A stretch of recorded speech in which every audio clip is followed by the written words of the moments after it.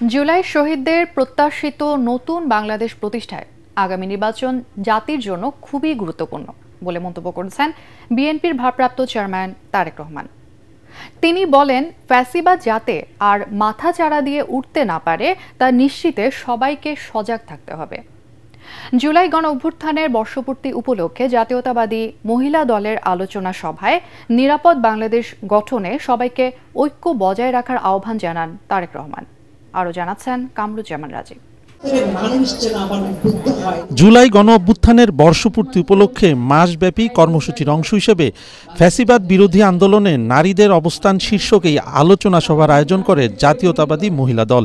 রক্তাক্ত জুলাই আন্দোলনে নারীদের অবদানের কথা তুলে ধরে বক্তারা বলেন, দেশকে শত্রুমুক্ত করতে নারীরা সম্মুখ যোদ্ধা হিসেবে ভূমিকা রেখেছে, ভবিষ্যতেও তা করতে হবে। সব ষড়যন্ত্রের মোকাবেলা করে গণতন্ত্র প্রতিষ্ঠার মাধ্যমে শহীদদের রক্তের ঋণ শোধ করতে হবে। গার্ডিয়ান কিন্তু আমার কেউ নাই, বাবা মা ভাই বোন, শেষ পর্যন্ত স্বামী ছিল সেটাও নাই। এই মায়েদের কান্না, মায়েদের ভিতরের হৃদয়ের যে রক্তক্ষরণ, তাদের সন্তানকে ফিরে পাওয়ার যে আকুতি, সেটা যে কত বড় একটা শক্তি, এই শক্তিটা একটা অনেক বিশাল একটা শক্তিতে পরিণত হয়েছে। গণ অভ্যুত্থানে যতজন শহীদ হয়েছে এবং আমাদের যে আহত যোদ্ধারা আছে তাদেরকে, তারা যে কারণে তাদের আজকে এই পরিণতি হলো, সেই কোনো কিছুর বিচার আমরা আজকে 1 বছর পরে এসেও দেখতে পাচ্ছি না। লন্ডন থেকে ভার্চুয়ালি যুক্ত হয়ে প্রধান অতিথির বক্তব্য রাখেন বিএনপির ভারপ্রাপ্ত চেয়ারম্যান তারেক রহমান। তিনি বলেন, শহীদদের প্রত্যাশিত বাংলাদেশ গঠনে নারীদের ভূমিকা অত্যন্ত গুরুত্বপূর্ণ। নিরাপদ দেশ গঠনে সবাইকে ঐক্যবদ্ধ থাকতে হবে।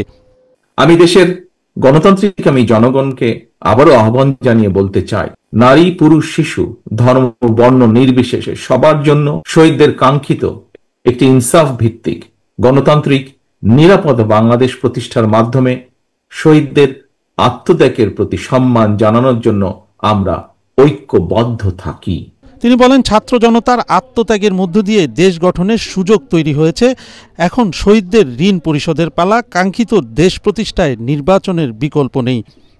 একজন মায়ের চোখে যেমন বাংলাদেশ হওয়া দরকার, তেমন একটি বাংলাদেশ প্রতিষ্ঠা করতে চাইলে আগামী জাতীয় নির্বাচন দেশের প্রতিটি নাগরিকের জন্য অত্যন্ত গুরুত্বপূর্ণ।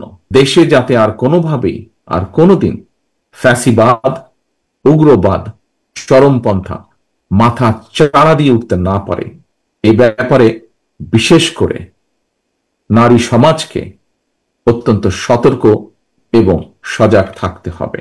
নারীদের মূলধারার বাইরে রেখে নিরাপদ রাষ্ট্র প্রতিষ্ঠা সম্ভব নয় বলেও মন্তব্য করেন তারেক রহমান।